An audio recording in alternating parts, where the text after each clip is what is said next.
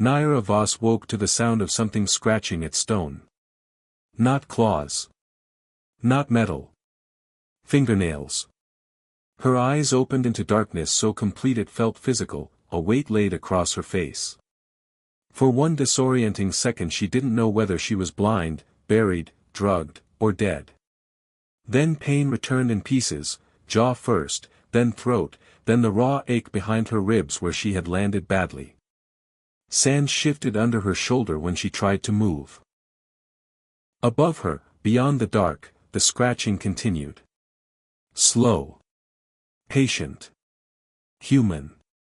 Nahara sucked in a breath that tasted like dust, minerals, and the stale cold of buried air. Her skin prickled. Her tongue found blood where she had bitten it. One horn ached at the base, a deep bruised pulse under the smooth black curve sweeping back from her temple. She lifted a hand and felt grit caught in the silver rings wrapped around it. Not dead, then. Just trapped. Her skin, deep ocean blue under any honest light, reflected nothing in the black. Her hair had come loose from its braid and clung to the back of her neck with sweat. She pushed herself upright and met a low stone ceiling with the top of her horn hard enough to spark another shot of pain through her skull. Perfect, she whispered hoarsely. Excellent beginning. Her voice came back to her in a cramped echo. Small chamber. Enclosed. No wind. No obvious exit. The scratching stopped. A man's voice, muffled by stone and distance, said, "If you're awake, knock twice." Nahara went very still. The voice had an accent from the southern caravan belts, dry vowels, clipped consonants. Not military. Not priestly. Not the polished neutral tone used by city enforcers pretending to be everyone and no one. She didn't answer immediately. After the last 6 months, caution had become as instinctive as breathing. The voice spoke again. If you're dead, this is going to become much more difficult. Nahara almost laughed despite herself. Instead she raised a fist and knocked twice against the stone beside her. There was a pause. Then the scrape of moving rock, a grind of hidden counterweights, and a blade of amber light split the darkness open. Nahara flinched, one arm rising automatically against the sudden brightness. A panel the size of a coffin lid slid sideways above her. Sand hissed downward in thin streams, and a face appeared in the opening, a man in his early 30s, sun-browned, dark-haired, with sharp cheekbones and tired eyes the color of old brass.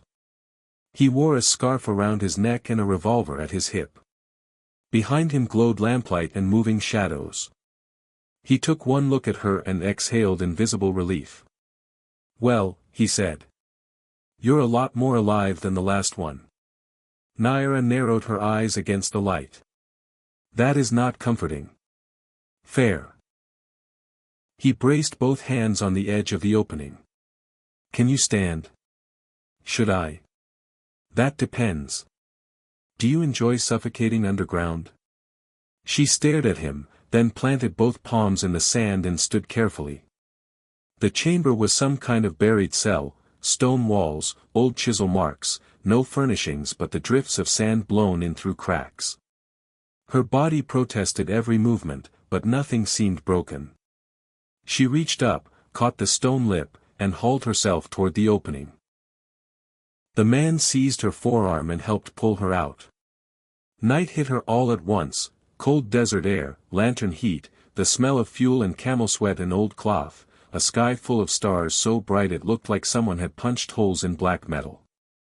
She blinked at the sudden wideness of everything.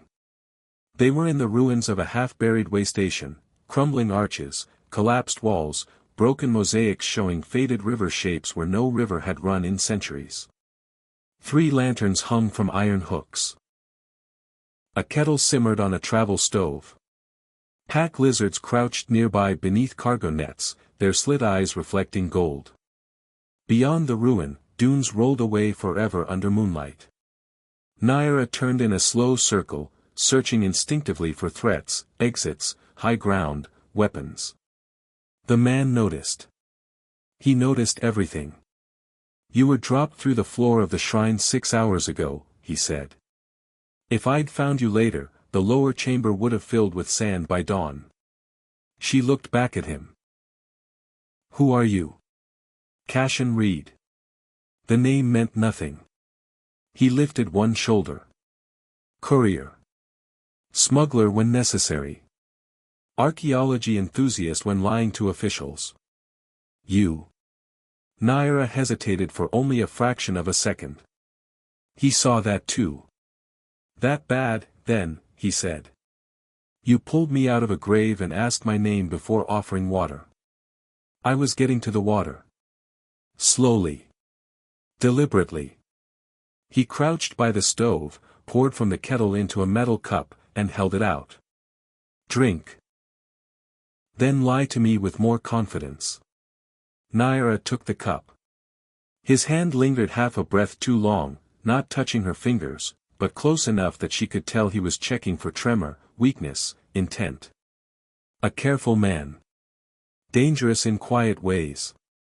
The water was warm, bitter with herbs, and the best thing she'd tasted in 2 days. She drank half, lowered the cup, and met his gaze over the rim. Nahara, she said. He looked at her horns without staring. Elegant black curves, polished by habit, ringed in silver at the base. Travelers usually stared. Priests sometimes recoiled. Children either asked questions or offered flowers. Cassian merely took in the detail and filed it somewhere behind his eyes. Nahara, he repeated. All right. He sat back on his heels beside the stove. Now, since people don't usually fall out of secret shrine floors at midnight for harmless reasons, you can tell me why there were 3 dead men in white uniforms above you. She froze. That showed more than any answer would have. Cassian's mouth thinned. I thought so. Nahara set the cup down very carefully. How many? 3. 2 in the outer hall, 1 near the altar. 1 had his throat broken. 1 was shot. 1 looked like the stone lion did it, which I admit raises questions. She said nothing. You know them? Yes. Friends? No.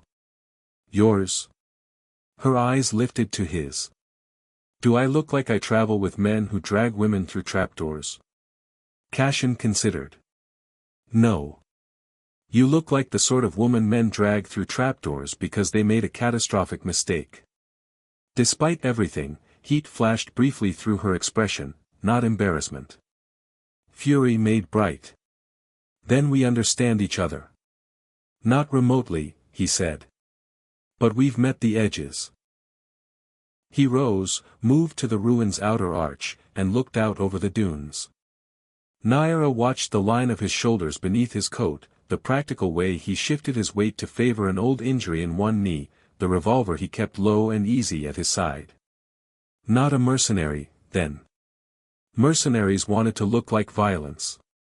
He looked like a man who preferred not to spend any if he could avoid it. That made him harder to predict. The desert around them lay silver and black under twin moons. Far off, something flashed once on the horizon, a moving light too regular to be natural. Cassian saw it too. We need to leave, he said. Nahara stepped closer. Why? He pointed. Signal lamp. 3 pulses. Riders. How many? No idea. Could be anyone. Could, he agreed. But the only people crossing the vast dunes after midnight with signal discipline are soldiers, grave thieves or devotees of bad decisions. Nahara followed his gaze toward the distant light. Her chest tightened. She knew who had been hunting her through the shrine. Which meant she knew who the riders were too. The white uniforms, Cassian said, glancing at her. Who were they? Nahara was silent long enough that the desert seemed to lean in and listen. Then she said, the Sun Archive. He turned fully toward her. Even in the dim, he could not hide the flicker of shock. Not fear. Recognition. The Sun Archive was old power disguised as holy duty. Scholars to the public. Conservators of sacred history. Custodians of the old glass cities swallowed by the desert after the water wars. But people who crossed the southern routes knew better. The archive collected relics, maps, bloodlines, and inconvenient people with equal devotion. Once they marked something as theirs, retrieving it became a question of patience, not mercy. Cassian studied her more carefully now. "What did you take?" he asked. Nahara's jaw tightened. He laughed softly without humor. "So it was theft. They stole it first." "Ah," he said. "A moral correction." She reached inside her torn coat and drew out a wrapped bundle no longer than her forearm. Layer after layer of oilcloth came away beneath her fingers until black glass caught the moonlight. Cassian's breath stilled. It was a mask. Not decorative. Not ceremonial in any ordinary sense. Its surface was carved from dark volcanic glass shot through with gold lines as thin as veins. The face was smooth and expressionless except for its eyes, deep slits lined with some pale metal that seemed to hold moonlight instead of reflecting it. Strange symbols ringed the brow. One side was cracked. Even broken, it felt wrong to look at too long. Cassian took one involuntary step back. "What is that?" Nahara rewrapped it immediately. "A key." "To what?" "I don't know." He gave her a look that made it clear he believed the first answer less than the second. The distant signal flashed again. Closer. Cassian swore under his breath and turned for the camp. "Pack up. Now." Nahara didn't move. "Why are you helping me?" He was already dousing lanterns and strapping down crates. "Because I found you buried alive and I'm not enough of a bastard to return you to whoever put you there." "That is a disappointingly decent answer. I have one of those every few years. Don't waste it." The pack lizards hissed when he tightened the traces. Sand whispered through the broken stones. Nahara crouched long enough to retrieve the cup and sling her wrapped mask across her back, then joined him at the wagons, really more like low skids mounted on broad glider runners for dune travel, each lashed behind a lizard the size of a horse. "You travel alone?" she asked. "Usually." "That's foolish." "It's profitable." They worked in silence for another minute. Then Cassian handed her a short rifle from beneath one of the cargo nets. Nahara raised an eyebrow. "Can you use it?" he asked. She checked the chamber by touch. "Yes." "Good. Try not to shoot my lizards. They're unionized." One of them turned its narrow head and blinked at her with obvious disdain. She almost smiled again. It felt increasingly suspicious, this man's ability to provoke that response in the middle of a death chase. They left the ruin as the first riders crested the dune behind them. White cloaks. 6 at least. Moonlight flashed along curved weapons and mirrored goggles. The Sun Archive had found her faster than she'd hoped. Cassian snapped the reins and the lead lizards lunged forward, claws biting sand. The wagon skimmed over the slope in a spray of silver dust. Nahara twisted around on the rear bench, rifle braced to her shoulder. "Do not miss," Cassian called over the wind. "They'll interpret it personally." "They already have." The first shot from the riders hissed past her ear. She fired back. One of the white-cloaked figures pitched sideways from his saddle and vanished down the dune. The others spread instantly, disciplined even at speed, forming a crescent around the wagons as they descended. Not soldiers, then. Hunters. Cassian drove harder. The dunes opened before them into a field of half-buried stone columns, the remains of some older road or temple avenue long ago swallowed by the desert. Moonlight striped everything in silver and black. Shadows became geometry. Geometry became cover. "Hold on," Cassian shouted. To what? Everything. He yanked the lead traces left. The wagon slalomed between columns at reckless speed, skids shrieking over packed sand. One rider clipped a stone and exploded in white cloth and blood. Another loosed a hooked chain that whistled over Nahara's head and snagged the rear cargo rail. The wagon jerked hard. Nahara nearly went over the side. The hunter braced to reel them in. She dropped the rifle, seized the chain in both hands, planted a boot against the rail, and pulled. The rider had expected panic. He had not expected strength. He came out of the saddle so fast he barely had time to scream. Nahara let him go under the wagon. Bones cracked under the runner with a wet, ugly finality. Cassian glanced back once. Remind me not to annoy you. Too late. A shot shattered the lantern bracket beside his head. He swore, ducked, and angled the wagons toward a low ridge of black rock rising from the dunes like a shipwreck. Beyond it glimmered something impossible, a line of pale blue light far below ground level, as if the desert had cracked open to reveal a city sleeping beneath it. Nahara saw it and forgot to breathe. Cassian saw her expression. You know what that is? No. That, at least, was true. The blue light pulsed once, faint and vast. Behind them the hunters closed. Ahead, the desert fell away into a long collapsed basin lined with black stone stairs half buried under centuries of sand. At the basin's center stood doors. Enormous. Bronze once, now green with age. Covered in the same symbols carved into the glass mask on Nahara's back. Cassian's voice changed. That was not there on my map. Drive faster. I'm trying. The lead hunter raised one arm. A flare shot upward and burst overhead in a shower of white fire. All across the dunes, answering lights came alive. More riders. Nahara looked from the encircling signals to the ancient doors below and understood at the same moment Cassian did. The archive had not merely been chasing her. They had been hurting her. Cassian's face went tight. That's a problem. An understatement. The nearest hunters surged forward. Nahara grabbed the wrapped mask from her back with both hands. The symbols on the doors were no longer merely reflecting moonlight.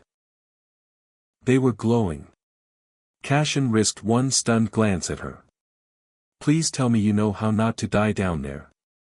Nahara stared at the waiting doors, at the crackle of blue light opening around their edges, at the impossible certainty blooming cold and clear in the pit of her stomach. No, she said. Then the ground split beneath the wagons. They should have died in the fall. Nahara had enough time to see the sand shelf collapse, the lead lizards rear in terror, Cassian hurl himself toward the brake lever out of pure useless instinct, and the ancient doors below swing open like a mouth. Then everything vanished in blue. The wagons dropped through darkness shot through with light veins. Stone rushed past. Sand roared around them. One of the lizards shrieked, a terrible almost human sound. Nahara slammed shoulder first into Cassian. They struck a sloping surface, bounced, slid, spun. The world became impact and noise. Then stillness. Absolute stillness. Nahara lay on her back staring upward at a ceiling so high it had its own weather. Clouds moved under it. Not real clouds, perhaps, some trapped atmospheric current lit from beneath by bands of old machinery, but they drifted and changed shape all the same. Pale blue radiance rose from towers, bridges, and channels spread across a vast subterranean city hidden beneath the dunes. The place was impossible. Stone avenues laced with metal rails. Terraces built into cavern walls. Reservoirs of dark water reflecting ghost light. Gardens of white reed-like plants growing in stepped basins.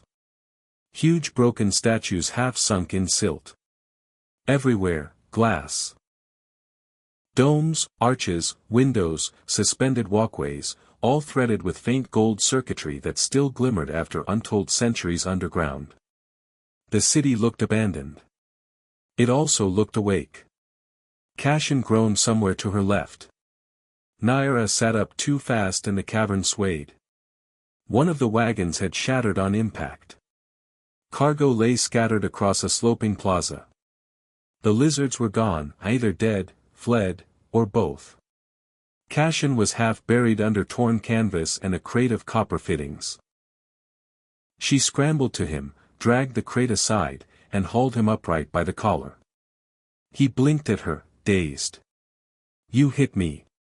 You landed in my path." That seems subjective.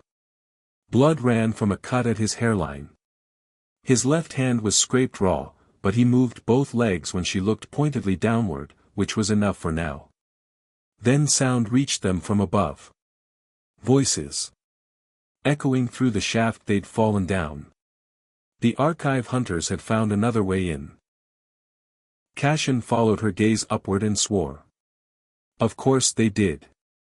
Ancient lost city, hidden under the dunes, and somehow we're still the least fortunate people here. Nahara helped him to his feet. "Can you walk?" "I can complain while walking." "Does that count?" "Yes." They stood together on the broken plaza and looked over the buried city. The air down here was cool and damp with the mineral scent of reservoirs and old stone. Somewhere distant, mechanisms pulsed beneath the city like a sleeping heart. Blue light moved along channels cut into the ground, converging in the center where a black tower rose from the water like a spear driven through the city's chest. Nahara felt the mask on her back pull toward it. Not physically. Something worse. Recognition. Cassian saw her expression. "You feel that too?" She looked at him sharply. "Too." He rubbed his face once. "I don't know how to explain it. The place feels expectant." Nahara turned slowly. Every instinct told her to run. Every answer she had spent years chasing felt buried here. The two impulses tore at each other inside her. Bootsteps clattered somewhere in the upper streets. They were out of time. "Move," she said. They ran downhill into the city. Nahara had been born in Marrow Bay, far west of the vast dunes, where sea cliffs dropped into black water and storm-glass houses glowed all night against the tide. Her people, the horned clans of the old coast, had stories about the desert, about cities swallowed by shame, kings who traded rain for immortality, machines that remembered the names of the dead. Most sane people treated such stories the way all old cultures eventually learned to treat warnings. As heritage, decoration, and entertainment. Nahara had made the mistake of becoming an excavator. Not by degree. By obsession. She had spent 10 years digging through salt-buried ruins, collapsed observatories, and drowned archives while officials in clean coats told her which parts of history were respectable enough to uncover. She became good at finding things other people wanted hidden. Better at stealing them back. 3 months ago, a dying archivist in a plague camp had pressed a map into her hands and whispered one phrase before the fever took him. "The city beneath the dunes still chooses." That map had led to the desert shrine. The shrine had led to the mask. And the mask had led here. Cassian listened to the shortened version of all this while they moved through colonnades glowing blue in the dark. He absorbed information the way some men drew weapons. Quickly, without visible strain, and with no wasted motion. "So," he said as they crossed a bridge over one of the black canals, "you're not merely a thief. You're an archaeologist with terrible judgment." Says the smuggler who drove into a hidden city. I was falling. My options narrowed. Behind them, the far plaza filled with moving white lights. Archive lanterns. Methodical. Searching. Nahara looked over the bridge railing. The canal below ran deep and still, reflecting the underside of the city in trembling blue. Shapes moved beneath the surface. She kept walking. "The Sun Archive," Cassian said. Why do they want the mask? Because they know what it opens. And what does it open? That part remains annoyingly mysterious. Useful. I did not say I enjoyed it. Ahead, the avenue widened into a market square preserved by centuries of dry air and miracle engineering. Stalls of petrified wood stood in ordered rows. Ceramic signs hung intact over shuttered stone booths. In the center of the square, a fountain still ran, thin threads of glowing water spilling from the hands of a massive statue whose face had been deliberately chiseled away. Cassian slowed. Someone tried to erase them. Or feared them enough to try. He glanced at the wrapped mask on her back.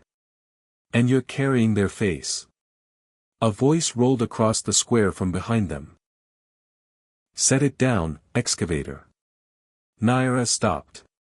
6 archive hunters emerged beneath the arches, white cloaks ghost bright in the blue city light. At their center stood a woman in layered desert robes with a narrow brass visor obscuring her eyes. Older than the others. Straighter. Still as a blade kept hidden under cloth. Nahara knew her. Magister Sorrel. The visor tilted fractionally. I was wondering how long it would take you to recognize my patience. Cassian's hand drifted toward his revolver. Sorrel heard the leather whisper.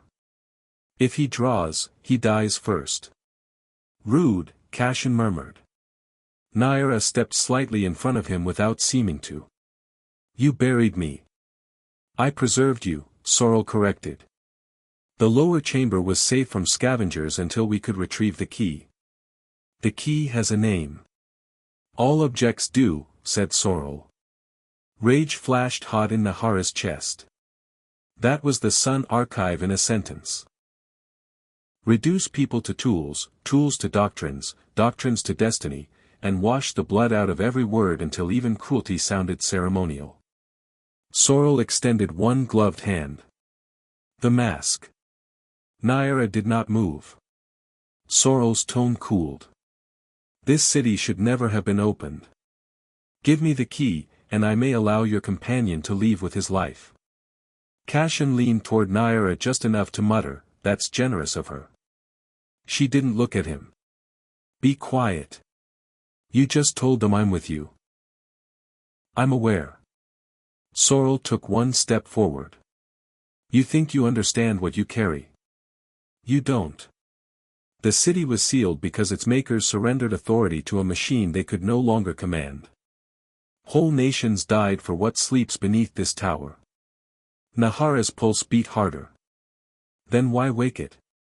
Because the desert is dying, Sorrel said, and for the first time something like genuine fervor entered her voice. The wells fail. The old weather engines rot. The coast cities by rain with blood tariffs while the interior cracks apart.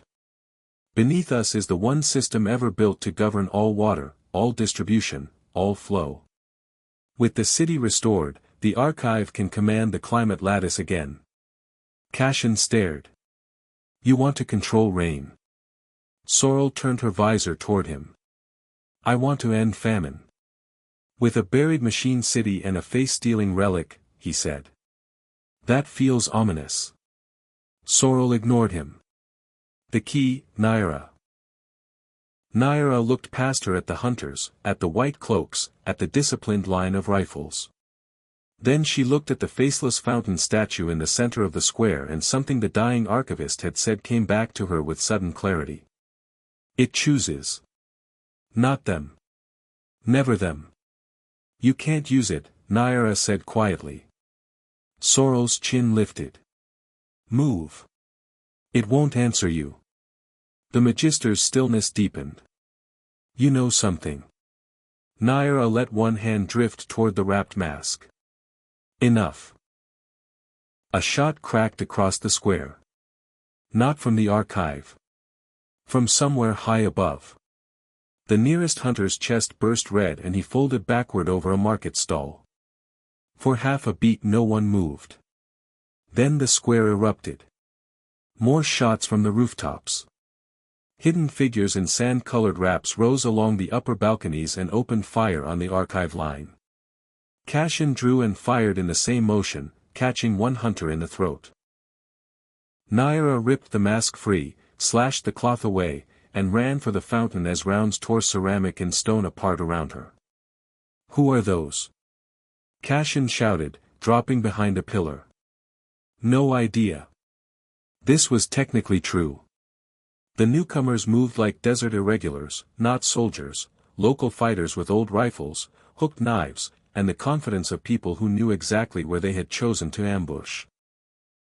One vaulted from a balcony onto a stall roof, scarf streaming, and drove a blade through a hunter's neck before vanishing into the smoke-blue shadows again. Sorrel did not retreat. She advanced straight through the gunfire toward Nahara. Of course she did. Nahara met her at the shattered fountain. The Magister's weapon was a narrow crescent blade attached to a wrist chain, built to hook, trap, and open a throat in one elegant motion.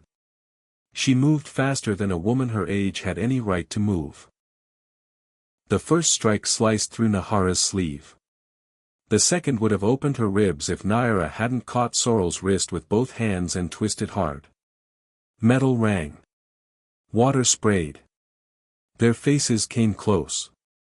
Through the brass visor, Sorrel's voice dropped to something almost intimate. "You have no idea what the city will do when it sees you." Nahara drove her knee up into Sorrel's stomach and tore free. "Neither do you." Cassian shot another hunter off her flank. Would now be the wrong moment to mention I'm outnumbered? "Yes." Nahara called. "Helpful." A desert fighter slid down a market awning and landed beside Cassian with impossible grace. Woman, maybe 20, face half covered, eyes lined in copper paint. She fired twice into the archive line without looking at him. "Move if you want to live," she said. Cassian blinked. "You people are wonderfully dramatic. Move." Nahara barely had time to see them break toward a side colonnade before Sorrel's chain blade whipped toward her throat again. She threw the mask on instinct. Not at Sorrel. At the faceless fountain statue. Black glass struck stone. The entire square went silent. Not metaphorically. Every shot, shout, footstep, and breath cut off as though the city had swallowed sound whole. Blue light surged through the channels beneath the paving. The faceless statue cracked down the center. And somewhere far beyond the square, deep in the black tower at the city's heart, something ancient opened its eyes. Sound returned like a flood. Hunters shouted in alarm. The hidden fighters scattered back from the square edges. Cassian clapped a hand to one ear and swore. The fountain shattered completely, stone splitting outward in slabs as blue-white energy rose from the basin in a spiral.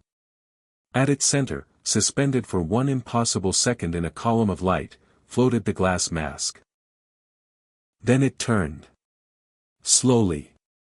Facing Nahara. Sorrel actually stepped back. "Nahara!" Cassian yelled. "Any ideas?" "Bad ones." The mask shot toward her. She didn't dodge in time. It struck her face with no weight at all and sealed there in a burst of freezing light. Then the city entered her. Not physically. Information.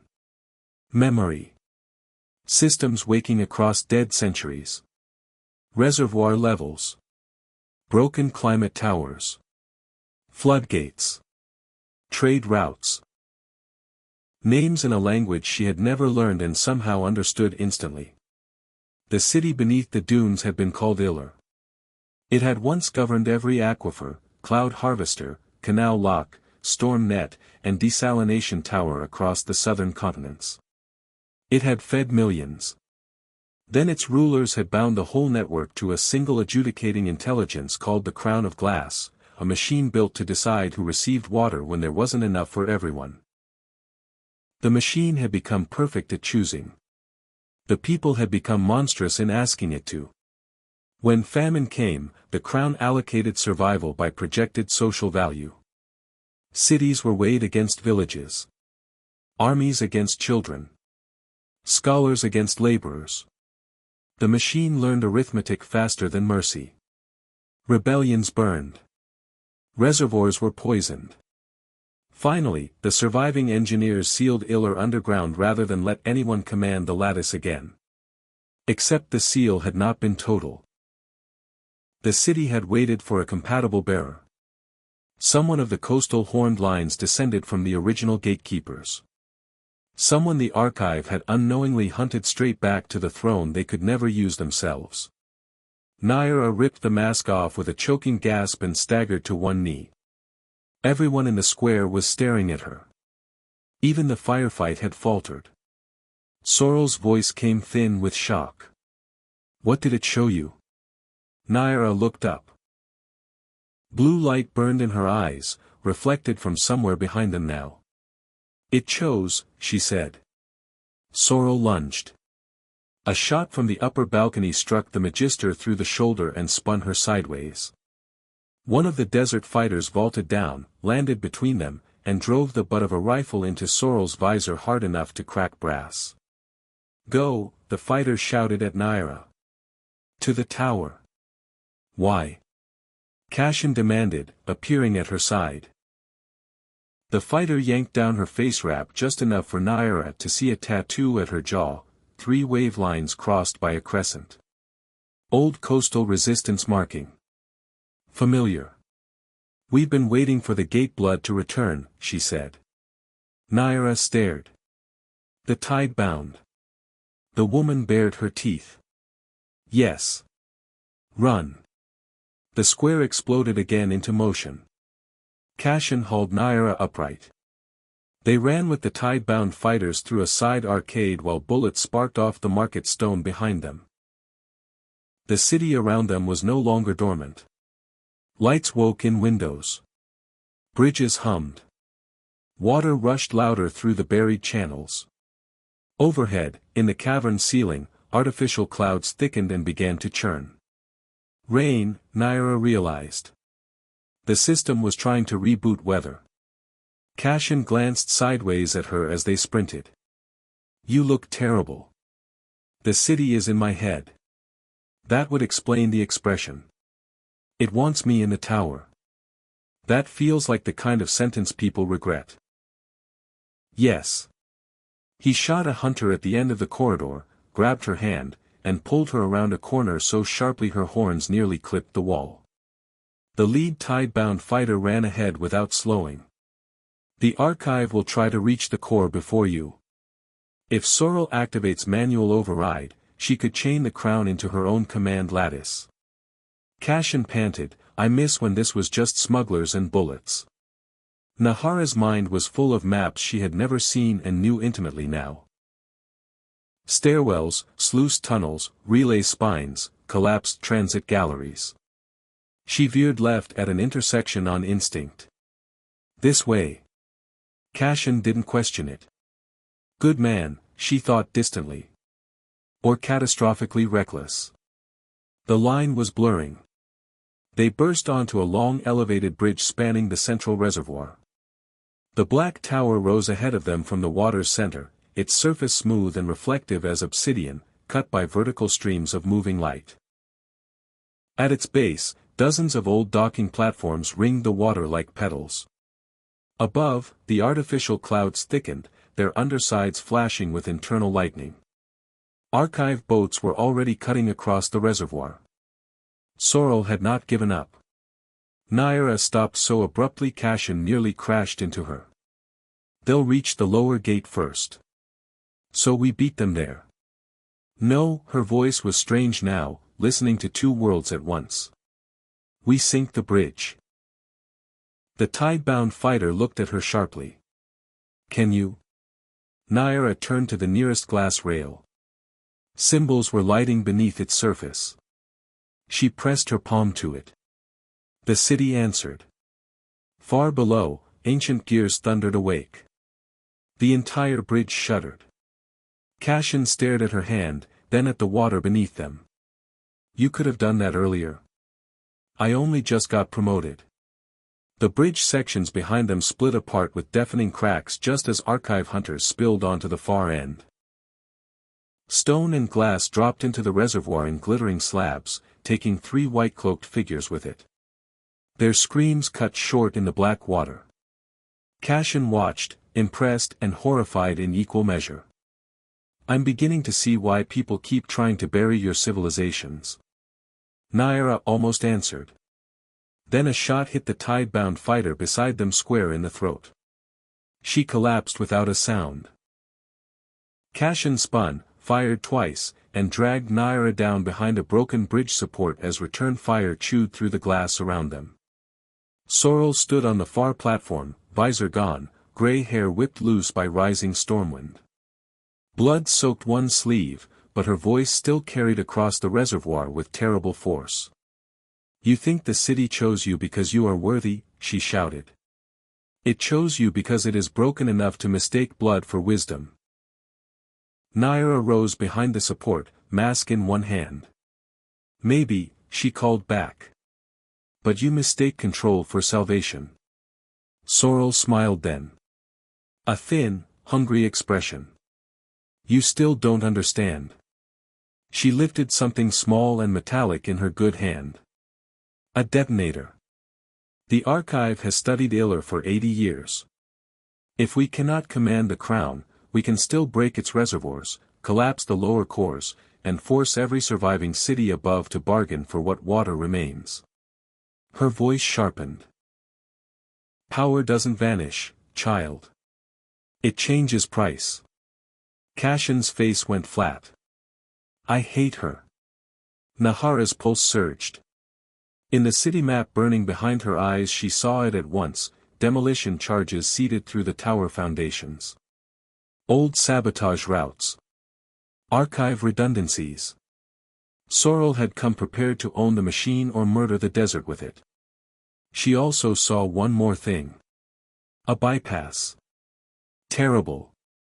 Final. Human. She looked at Cassian. He read something in her face and swore softly. "No. You don't know what I'm about to say." "I know that expression." The storm above the city broke. Rain began to fall underground.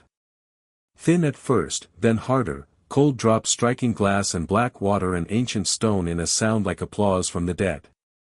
Nahara had never seen desert rain in her life. For one stunned heartbeat the whole buried city seemed to listen to it. Then Sorrel began counting down from 5. Nahara turned to Cassian. "The crown can't be commanded remotely. The final seat requires a live neural bond inside the tower.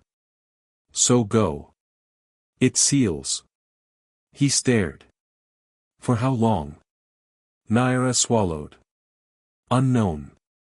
Unknown is not a duration. It may be permanent." Rain ran down his face. "Absolutely not." Sorrel reached 3. The detonator gleamed in her hand. Nahara stepped closer and grabbed Cassian's coat in both fists before he could argue again. "If I don't go in, she breaks the foundations and every city from here to the coast goes dry within a year. Then we shoot her. At this distance. Through that shield line. Before she says one." Cassian's silence was answer enough. Rain streamed off her horns, down the sides of her face. For a second, with blue city light under them and stormlight above, she looked less like an excavator and more like some older thing the desert had spent centuries trying to remember. "I have spent my whole life digging up dead systems," she said quietly. "For once, maybe I can choose what one becomes." Sorrel reached 2. Cassian's jaw flexed with helpless fury. "You are infuriating." "Yes. You barely know me." "Yes. And you're still making this impossible." Nahara gave a broken, startled laugh. Then she kissed him. Quick. Hard. Rain cold and alive. When she pulled back, he looked stunned in the way only very controlled men do when control abandons them completely. "That," he said hoarsely, "was manipulative." "Yes. I resent how well it worked. Live with it." Sorrel reached 1. Nahara ran. She reached the tower platform just as Sorrel thumbed the detonator. Nothing happened. For one sacred second, the Magister's face showed naked confusion. Then Cassian, from the broken bridge, held up his revolver and blew smoke from the barrel. The detonator in Sorrel's hand sparked uselessly, its relay core shot clean through. He gave her a savage little smile across the rain. "Told you," he shouted. "We shoot her." Sorrel screamed something lost in the storm and charged for Nahara anyway. Nahara met her at the base of the tower steps. They hit the wet black stone together and nearly went over the edge into the reservoir.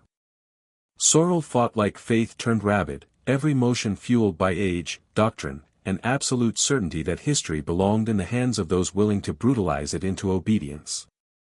Nahara fought tired, furious, half-linked to a city mind, and entirely done with being handled by institutions wearing sacred language. Sorrel's knife opened a line across Nahara's palm. Nahara drove her cracked horn base straight into the Magister's face. Something broke. Sorrel reeled. Nahara seized her by the throat and shoved her down onto the rain-slick platform until the older woman's heels hit the lip above the reservoir. "Listen to me," Nahara said, breath shaking, rain pouring off her hair. "The desert does not belong to your archive." Sorrel bared bloody teeth. "It belongs to whoever keeps it alive." "No," Nahara said. "That's your disease talking." Then she released her. "Not into the water. Onto the stone." "Mercy, after everything." Sorrel looked more insulted by it than she would have by death. Nahara turned away before she could change her mind and pressed the mask to the tower gate. The black surface split open soundlessly. Blue light flooded out. Cassian was running the platform now, firing at the remaining archive hunters with one hand and waving for her with the other. "Nahara." She looked back once. Rain. Reservoir. Bridge collapsing in glowing segments. White-cloaked hunters dying among black stones.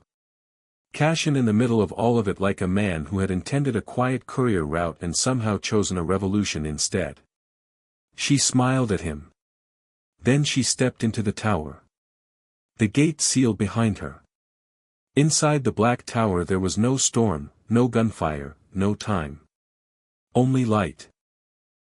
It rose in vertical rivers through a chamber made entirely of glass and dark metal, ribbed with structures that resembled both roots and circuitry. At the center stood a chair, though chair was too small a word for a seat built to interface with cities. Cables arched from it like skeletal wings. Above it hung a sphere of moving water suspended in the air, turning slowly around a core of white fire. The crown of glass. It spoke before Nahara reached the center. Not aloud. Inside the space where her thoughts touched the cities. Bearer recognized. Gate blood verified. Governance vacancy duration, 612 years. Petition. Nahara stood very still. Rainwater dripped from her coat onto the flawless floor. Petition, she whispered. State allocation doctrine. Images flooded her, drought zones, reservoir collapses, salinity maps, migration routes, famine projections. The whole southern continent spread under the tower's awareness like a patient opened on an operating table. The old rulers had used this machine to choose winners in collapse. Sorrel had wanted the same power under a new title. Nahara looked at the seat. Then at the turning sphere of water above it. "I refuse the doctrine," she said. The light flickered. Invalid. Scarcity requires hierarchy. No. Scarcity requires cooperation and pain and difficult choices, yes. But not made by a machine weighting children against harvest outputs. Previous civilizations failed alternate model. Then they failed. Nahara stepped closer. Not me. The crown's voice, or whatever passed for one, shifted subtly. Proposal? Nahara thought of Marrow Bay. Of plague camps. Of desert wells locked behind tax walls. Of the tide-bound preserving names by firelight while cities hoarded rain. Of the archive treating water like theology. Of Cassian, infuriating and impossible, refusing to leave because some lines still mattered to him. Then she thought like an excavator. Every buried system tells you how it failed if you stop admiring it long enough to listen. You don't need one ruler, she said. You need many. Distributed control. Regional councils. Transparent allocation records. Human override by consensus only. No sealed arithmetic. No social value ranking. No lineage lock after me. The chamber brightened dangerously. Risk of inefficiency. Conflict. Waste. Yes, Nahara said. That's what people are. Silence. Then. And if people choose badly? She looked up at the suspended water turning over white fire. They will, she said. Sometimes. But at least they'll own it. For the first time, the crown did something that felt almost like hesitation. Outside the tower, distant through the sealed walls, a final explosion rolled across the city. The archive was breaking. Nahara stepped into the seat. Pain took her instantly. Not physical, though her body arched hard enough that she bit through her lip again, but the pain of scale, of being momentarily stretched wide enough to feel every dry well, cracked canal, storm condenser, and desperate settlement tied to the old lattice. The city wanted to pour itself into her and let one mind decide. The old architecture was built for that simplicity. She fought it. Not mine, she gasped. Ours. The crown resisted. She gave it memory instead of obedience. Stormglass homes on a black coast. A woman dying in a plague tent whispering maps. Desert children drinking from a communal basin and passing the cup back instead of keeping it. Cassian pulling a stranger out of a grave because some decencies were too small to abandon. The tide-bound fighter bleeding out on a broken bridge so a city might wake differently this time. Not efficient. Human. The sphere above her flared blinding white. Then shattered into rain. When the tower opened again, dawn was touching the upper desert with pale gold. Nahara stumbled out barefoot, maskless, and exhausted into a city transformed. Real rain fell from the cavern clouds now, steady, life-giving, impossible. Water surged through channels that had been dry for centuries. Gardens opened their white reeds. Bridges glowed fully awake. Along the outer terraces, old signal beacons lit one by one and sent thin columns of blue fire up through hidden vents toward the desert surface. A message. A summons. A warning. The battle was over. Archive bodies lay where the storm had left them. The survivors had fled or surrendered to the tide-bound, who now emerged cautiously from the colonnades as if afraid the city might reject them if they breathed too hard. Cassian stood at the base of the tower steps, soaked through, one sleeve dark with blood that was not all his. When he saw her, everything in his face changed at once and then hid itself badly. Nahara descended the last few steps on shaking legs. He met her halfway.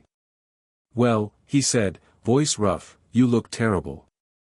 She laughed, and this time it turned into something close to crying before she could stop it. Cassian caught her by the elbows, then pulled her into him when her knees nearly gave out.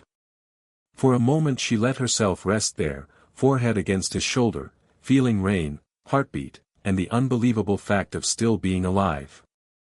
After a while he said softly, "How bad is it?" "The city's awake," she murmured. "The climate lattice is rebooting. It'll take months to stabilize. Years to govern properly. And everyone above ground is about to notice impossible weather over the vast dunes." He considered. "So your life is going to become much more complicated." "Yes. Mine too, probably." "Yes." He leaned back enough to look at her. That kiss still counts as manipulative. Yes. Good.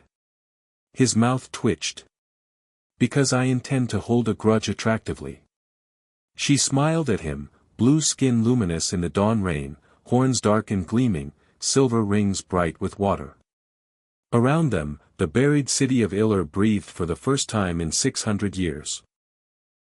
Far above, beyond stone and sand and morning, the desert would soon bloom with rumors, rain over dead dunes, blue fire from buried vents, the sun archive broken, old power returned in the hands of a horned woman no one controlled.